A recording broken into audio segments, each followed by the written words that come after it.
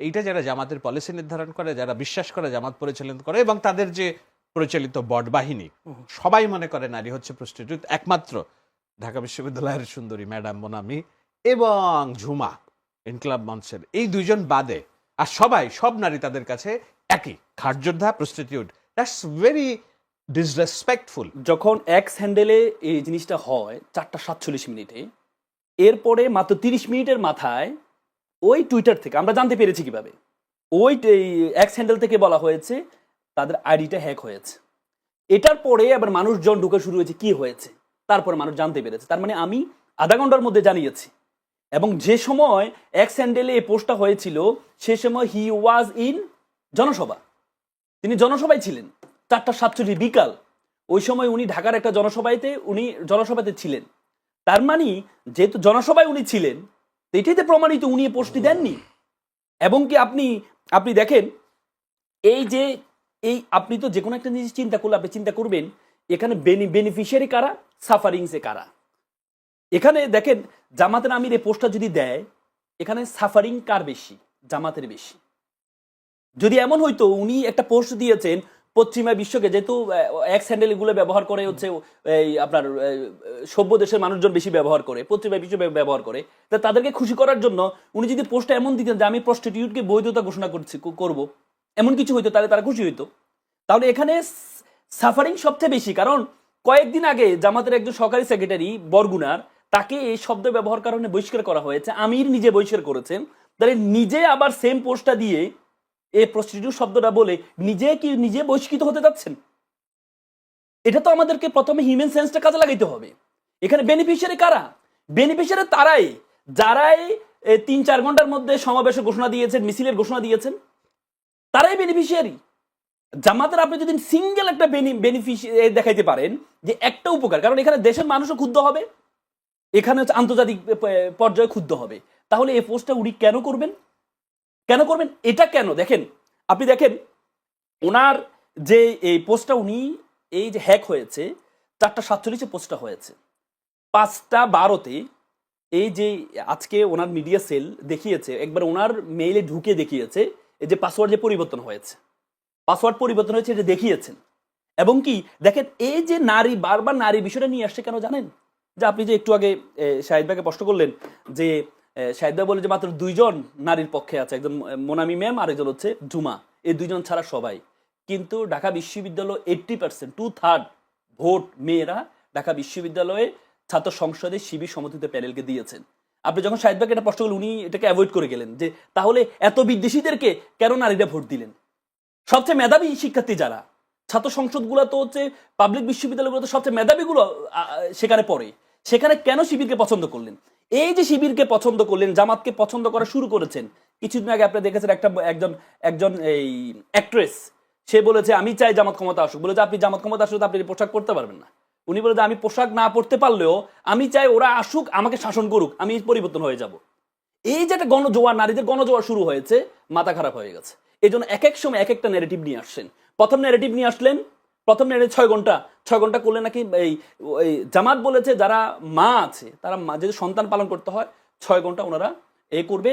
কারণ আপনি উন্নত বিশ্বে, সাহিত্যের উন্নত বিশ্বে ছিল অফিস ফ্রম হোম থেকে অফিস করা যায়, সেটাতে নাকি নারীদের ঘরে ঢুকানোর চেষ্টা করছে। কিন্তু আপনি যখন বেকার ভাতা দিচ্ছেন তখন মানুষকে ঘরে ঢুকানোর চেষ্টা করছেন না, বেকার ভাতায় ঘরে ঢুকবে না। কিন্তু আপনি যখন 6 ঘন্টা বলবেন তখন নারী বিদ্বেষী হয়ে যাচ্ছে। কিন্তু এরপরে পরবর্তীতে আপনি দেখেন এরপরে এটা ন্যারেটিভ যখন দাঁড় করানো যাচ্ছে না, পরে আরেকটা ন্যারেটিভ নিয়ে আসছেন যে নারীদেরকে বের হতে দিচ্ছে না। যখন জামাত তার ফরেন ডেলিগেটের সাথে না, আপনার অ্যাডমিনটা আমি এটাতে আসছি, আপনাকে এটা শেষ করে দিয়ে আসছি। দেখেন পরবর্তী ন্যারেটিভ নিয়ে আসা হয়েছে জামাত বের হতে দিচ্ছে না। যখন জামাত দেখলো যে ফরেন ডেলিগেটের সাথে জামাতের নারীরা বসছে এবং পলিসি সাবমিটে নারীরা অংশগ্রহণ করছে এবং তারা নেতৃত্ব দিচ্ছে, এমনকি ফরেন সাবমিটগুলোতে নারীরা যাচ্ছে, তখন আর এই প্রশ্ন থেকে ওনারা ব্যাক আসছেন। এক এক সময় এক একটা ন্যারেটিভ দাঁড় করাচ্ছেন। কিন্তু যেখানে একটা নারীকে উলঙ্গ করে ফেলবে সেটা নিয়ে কেউ কোনো আন্দোলন করছে না। পুরো বাংলাদেশে এমন ভয়ঙ্কর শব্দ তো কেউ বলে নাই যে ভোট চাইতে যাবে তাকে উলঙ্গ করে ফেলে, তার ছায়া ছিঁড়ে ফেলবে, এমন কিন্তু তখন কিন্তু এই নারীবাদী বলেন, কোনো বাদী বলেন, কেউ কিন্তু বের হয়নি। যখন নারী কান ছিঁড়ে ফেলেছিল মেরে, তখন কিন্তু কেউ বের হয় না। যখন হিজাব টেনে ছিঁড়ে ফেলছে তখন কিন্তু বের হয় নাই। যখন একজন বিএনপি নেতা বলেছেন যে নেকাবটা বেশ্যারা পরে, তখন কিন্তু আন্দোলন হয়নি, তখন কিন্তু এভাবে নারীবাদীরা এভাবে বের হয়নি। এখন কথা হচ্ছে এই জিনিসটা জামাত ক্লারিফাই করেছে, যে এই পোস্টটা যখন দিয়েছে তখন তিনি উপস্থিত ছিলেন না। এবং কি আপনি দেখেছেন রিসেন্টলি যে আমাদের রাষ্ট্রপতি দপ্তর থেকে সরোয়ার নামক একটি মেল থেকে বারবার ভাইরাস পাঠানো হচ্ছে, দেখেছেন আপনারা জামাতের বড় বড় নেতাদেরকে। এবং কি যেটা হ্যাকিং এর যে বিষয়টা আসে সেটা দেখে যে আমাদের দেশের বাইরে, তার মানে একটা পুরো একটা যন্ত্র। সাহিদ ভাই বলে যে ওনার এটা খুব শক্তিশালী দেয়, ওনার বিরুদ্ধে তো পুরো বাংলাদেশ এবং আন্তর্জাতিক সবাই দাঁড়ায় না ওনার বিরুদ্ধে। যদি দাঁড়াইতো তাহলে ওনার এটা নিজেকে কন্ট্রোল করতে পারতেন না। পৃথিবীর বড় বড় আমেরিকার মতো জায়গায় তাদের ওয়েবসাইট হ্যাকিং করা যায়, তাহলে একটা জামাতের আমিরের এটা কি? এবং কি সেটা প্রমাণ করেছে এটা হ্যাক হয়েছে, সেটা বারবার জামাতের যে মিডিয়া সেল আছে আজকে দেখিয়েছে, ওনার মেইলে ঢুকে দেখিয়েছেন। ওনার এখন একটা প্রশ্ন নিয়ে আসে যে ভাই যে এটা 2 দিন থেকে 7 দিন লাগে, কিন্তু এটার এই যে মেইলটা পিশিং, কারণ ওখানে মেইলটা করেছে, মেইলটা করার কারণে মেইলটা যখন পাসওয়ার্ডটা পরিবর্তন করে ফেলেছে তখন সাথে সাথে এটা কন্ট্রোলে চলে আসছে এবং সাথে সাথে পোস্টটা দেওয়া হয়েছে। পোস্টে সব আল জাজিরার কথা লেখা হলো, কেবল একটা শব্দ, এইটাই তাদের ন্যারেটিভ তৈরি করার জন্য তারা চাইছে একটা শব্দ পরিবর্তন করে দিয়ে, কারণ তারা জানে আন্দোলন তারা বেরিয়ে গেছে। আরেকটা বিষয় যোগ করবে, দেখুন আমার কাছে 2টি ডেটা আছে কেন আমরা বলছি যে নারীদেরকে ঘরে ঢুকিয়ে ফেলতে চায় জামায়াত ইসলাম। তাদের নিয়ন্ত্রিত, তাদের তো দেশ পরিচালনার অভিজ্ঞতা নাই, কোনো প্রতিষ্ঠান চালানোর অভিজ্ঞতা নাই, কোটি কয়েক বেসরকারি প্রতিষ্ঠান চালানোর অভিজ্ঞতা আছে। সেই জায়গাগুলোতে তারা নারীদের প্রতি কেমন ট্রিট করেছে তার একটা এক্সাম্পল যদি আপনি দেখেন বুঝতে পারবেন। সেটা হলো ইসলামী ব্যাংক, এটি তো জামায়াতের প্রতিষ্ঠান, এই একমাত্র প্রতিষ্ঠান সাকসেসফুলি তারা পরিচালনা করে, যদিও আওয়ামী লীগ সরকারের আমলে এটা দায় দেনায় ভরপুর। তো সেখানে আমার কাছে একটা প্রতিবেদন আছে, আপনি দেখতে পাচ্ছেন এখানে লিখেছে 510 জন female staff out of 13,500 employees Islami ব্যাংকের। 13,500-র মধ্যে 510 জন ফিমেল। আচ্ছা, আপনি বলতে পারেন যে সবাইকে ফিমেল হইতে হবে কেন? বাংলাদেশের যে গড়, চ্যাটজিপিটির কাছে আমি জিজ্ঞেস করেছিলাম, ওরা একটি ডাটা দিয়েছে, সেটা হলো বাংলাদেশের যে গড় ফিমেল এমপ্লয়ি ব্যাংকগুলোতে, এইটার পার্সেন্টেজ হচ্ছে 16 থেকে 17%।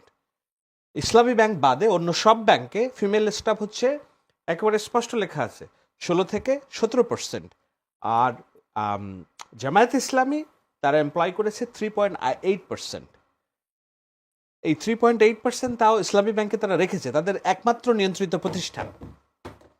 উনি বলবেন নিশ্চয়ই হাসপাতাল এটা সেটা নানান কথা বলবেন। আরেকটা বিষয় যেটা আসছে যে জুলাই সনদে তারা স্বাক্ষর করেছে যে এই জুলাই সনদ তারা মানবে, সেই জুলাই সনদের স্বাক্ষর অনুযায়ী এটা নিয়ে আরো কথাবার্তা হচ্ছে। মিনিমাম 5% নারী প্রতিনিধি দেওয়ার কথা, বিএনপি 5% হইলেও নানান কারণে দিতে পারে না, 3.89% দিয়েছে, আর জামাত দিয়েছে 0%। না, ওনাদের আমির বলছেন যে নারী নেতৃত্বে আসতে পারবে না, এটা আমাদের ধর্ম পারমিট করে না এবং আমরাও এটা বিশ্বাস করি না, এই জন্য নারীকে মনোনয়ন দেওয়া হয় নাই, আমরা প্রস্তুত নই। কিন্তু এনসিপির যে 2-3 জন নারী আছে তাদেরকে আবার নির্বাচনী প্রচারণায় সামনে রেখে ঠিকই ডাক্তার মাহমুদা মিতু নামে কি যেন বরিশালে এক অতি কথক নেত্রী আছে, আর কে যেন আছে, আমি দেখলাম তারা ঠিকই প্রচারণা করছে। অর্থাৎ বিষয়টা হলো কি, এটা আমি বলি মুনাফেকের চূড়ান্ত পর্যায়ের ডিসপ্লে। আপনি ধর্মকে ব্যাখ্যা দিবেন, যখন আপনার প্রয়োজন তখন একরকম ব্যাখ্যা আনবেন, আবার যখন মানে ব্যাখ্যা নাই তখন আরেক রকম ব্যাখ্যা আনবেন। আজকে জামায়াত ইসলামীর মহিলা উইং এর লিডার, আমি ওনার নাম জানি না, উনি বলেছেন যে ইসলামে নাই, এই কারণে আমরা লিডারশিপ চাই না, আমরা চাই পুরুষ দ্বারা শাসিত হইতে। তিনি বলছেন কয়েক শত ক্যামেরার সামনে। আমরা তো 5 বছর আগেও জানতাম যে ক্যামেরার সামনে আসা হারাম ইসলামে। আজকে ইসলাম ক্যামেরার সামনে দাঁড়িয়ে আপনি এগুলো বলছেন, আপনি ক্যামেরার সামনে দাঁড়িয়ে বলছেন যেটা হারাম হিসেবে আমরা জেনেছি এতদিন, তো ওটা হারাম আপনি মেনে নিচ্ছেন আপনার বক্তব্য প্রচার করার জন্য। আর নারী নেতৃত্ব হারাম বলে আমি ওই বিতর্ক বাদ দিলাম। শেখ হাসিনার নেতৃত্বে আন্দোলন, বেগম খালেদা জিয়ার নেতৃত্বে সরকারের মন্ত্রিসভা গঠন, এগুলো বাদই দিলাম।